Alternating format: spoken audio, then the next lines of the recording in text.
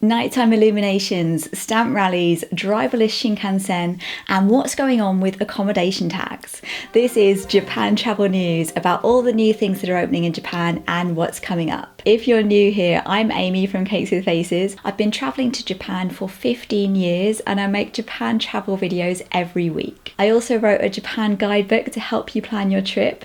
You can get it from cakeswithfaces.co.uk. And at the end, I'll tell you about my new mini-series that's starting next week. On to attraction news. TeamLab Biovortex opened this week in Kyoto. It's the largest TeamLab attraction in Japan with over 50 artworks, and I've heard good things about it. It has 4 floors, including the athletics forest, which has more physical experiences like at TeamLab Planets in Tokyo, but if you don't want to do them, that is just 1 out of 4 floors, so there's lots more to see. The most unique one is a huge floating cloud of bubbles. There are some rooms that are the same as the TeamLab attractions in Tokyo, but there are lots of new ones, so I would still go to this one, even though I've been to the other 2 in Tokyo already. And as it's new, I would recommend booking tickets in advance on the TeamLab website. Next is train news.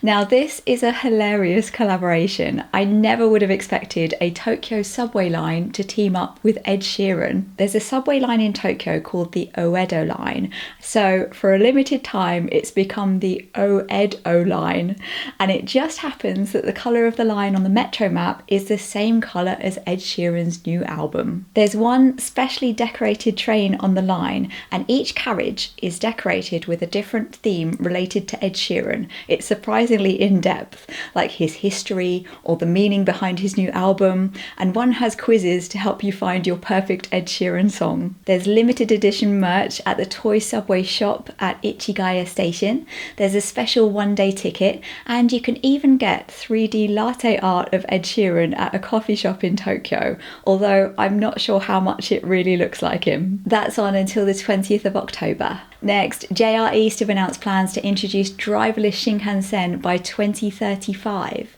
They've been looking at their plans for the next 20 years, and they've released this concept image of a station in 2045. It looks pretty futuristic. With Japan's shrinking population, they've been looking at ways to address labour shortages in future, because in 10 years' time, they estimate the workforce will be 20% smaller than today. There'll also be driverless trains on the Yamanote Line by 2035.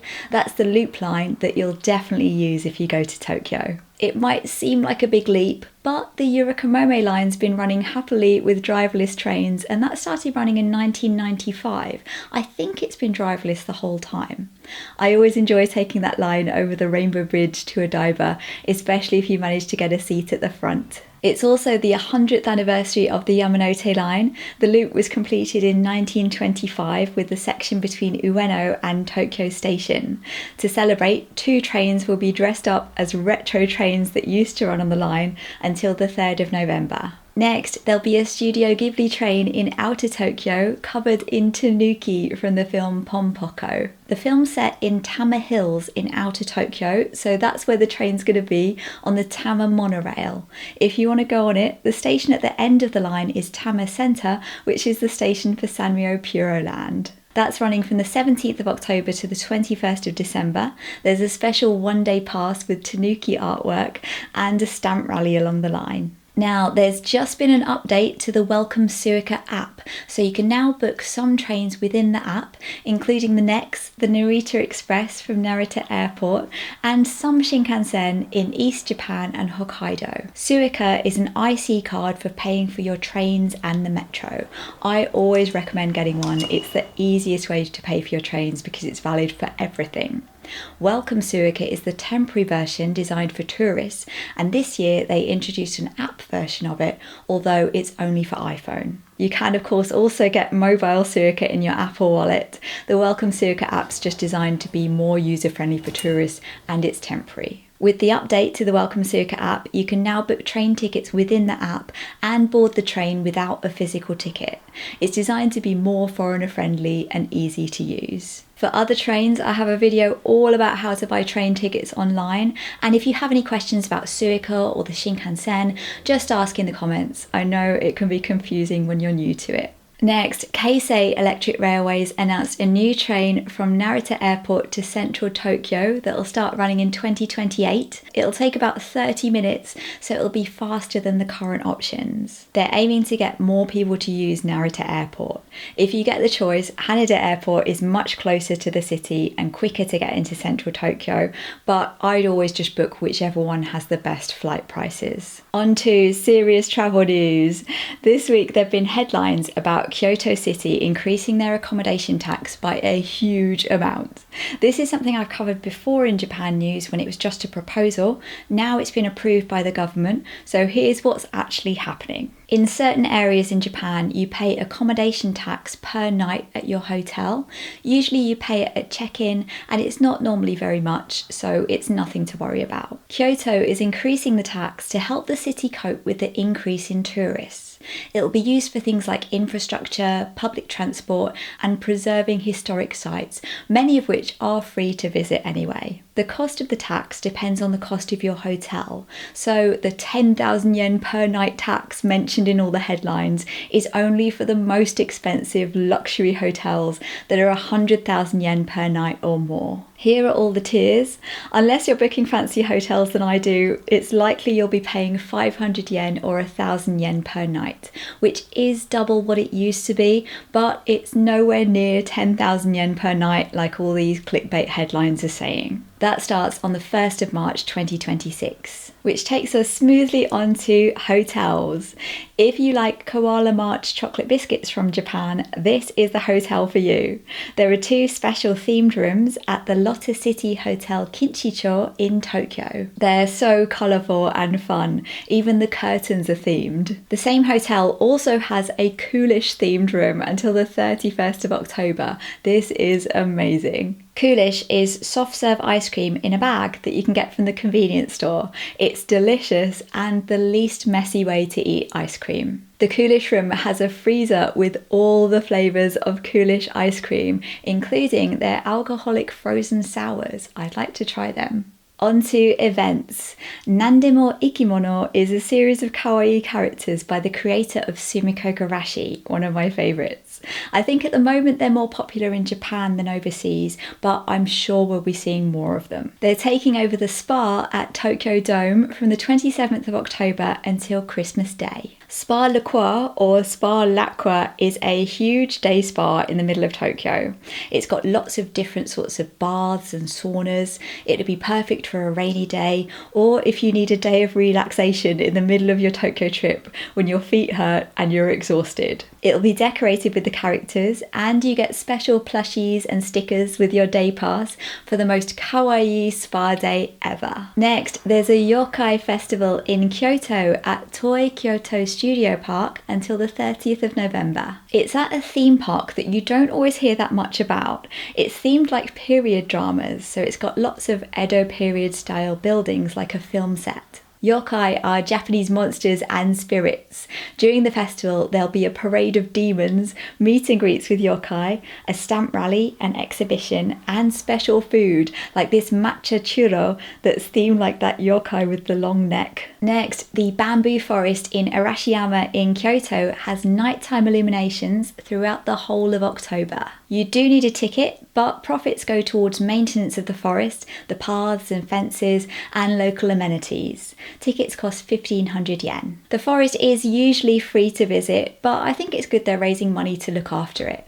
And the illuminations look really beautiful and atmospheric. There's also a magical event at the Hotel Shinkansen in Tokyo, which is a fancy hotel with a huge garden. They have an event all year round in the garden where it's filled with mist at certain times of the day. It's most magical at night time when it's lit up. Until the 10th of November, there'll also be a giant moon projected on the mist, and the mist will be scented like flowers for an aromatic experience. The times are on the hotel's website. At the moment, twice a day, it's the Great Sea of Clouds, which covers 3/4 of the whole garden. It's only for hotel guests and people using the hotel's facilities, but they do have quite a few restaurants, so if you visit one of them, you can also go in the garden. Next is something you probably wouldn't do, but I wanted to tell you about it because it's so cute. You can send your favourite plushie to have a sleepover at the National Museum of Modern Art in Tokyo. They'll take photos of your plushie friend having fun at the gallery overnight, and you get an album of their happy memories. I actually saw something similar at another exhibition in Japan about what would happen if the world ended in 1999, which is quite a different vibe for the plushies. Next, there's a stamp rally on the subway in Kyoto until the end of November. Each of the 31 stations has a stamp to collect. The designs are inspired by traditional artisan stamp designs. The official sheet for collecting the stamps is like a bingo card, and there are prizes for completing bingo lines, like stickers and badges. You can get the sheets from the station. There's also a Tom and Jerry themed stamp rally in Kobe on the Hankyu train line until the 25th of November. On to seasonal events, and of course October is spooky season. Even though Halloween's Western, it's been embraced by Japan, and even at the end of September when I was in Tokyo recently, I started seeing Halloween decorations and special snacks. Typically, Shibuya was the place to go for Halloween in Tokyo, but in recent years they've been trying to stamp it out after people caused trouble and made a mess. It is quite uncharacteristic for Japan, but on Halloween people seem to go wild, and after the problems in South Korea a couple of years ago with crowd surges, they wanted to stop having unsafe crowd levels on the streets. This year they're having a campaign to discourage people from going to Shibuya on Halloween. They've come up with the slogan, "Stop Troublesome Halloweens." I don't know why, but it makes me think of that slogan from a few years ago, "Scream inside your heart." So Shibuya may be off the menu for Halloween, but there are other events. There's a huge cosplay event in Ikebukuro. It's not on the 31st, it's the weekend before on the Friday, Saturday, Sunday. It's called Ike Hallow for short. There'll be cosplayers, stage performances, a parade and a stamp rally. Koenji in Tokyo has a yokai parade on the weekend before Halloween. There'll be a parade of Japanese monsters on the Saturday afternoon. There'll also, for some reason, be pro wrestling, as well as music and dancing. And not Halloween related, but if you're in Tokyo on the 18th and 19th of October, I'd highly recommend the Kawaii Matsuri. Kawaii is about an hour from central Tokyo by train, so you can go for the afternoon. I went a few years ago and I couldn't believe how many food stalls there were. There's also floats, music and acrobatics after dark. There's a very old video on my channel. This month there's also the Kurama Fire Festival in Kyoto, Jidai Matsuri in Kyoto with a parade of historical costumes, Tontenton Festival in Kyushu with fighting floats, and a taiko drumming parade in Matsue with water lanterns at the castle, and lots more. If you want to know about Japanese festivals throughout the year, they're all on my calendar, which is available to pre-order now. It'll be sent out in time for the new year. If you want one, I would recommend pre-ordering because they usually sell out in December. On to shops. The world's first Dragon Ball store is opening in Tokyo on the 14th of November, celebrating its 40th anniversary. It'll be inside Tokyo Station in Character Street. Where else? Character Street is an underground shopping street with lots of official character goods stores. I have a video where I show you around my 3 favourite shops there. That also includes how to find it because Tokyo Station is huge. And finally, exhibition news, and this time I'll put the dates and venues on the screen for you. In Nara, the treasures from the Shosoin Treasure House are on display every autumn. You can see historical artefacts, glassware, musical instruments, screens and all sorts of things. If you like the Yakuza games, there's an exhibition for their 20th anniversary in Tokyo, in Shibuya. The Hello Kitty exhibition that's been touring Japan is moving to Kyoto. It shows how Hello Kitty's changed over time with a huge collection of merchandise and artwork inspired by Hello Kitty. Disney Animation, the immersive experience, has moved to Fukuoka.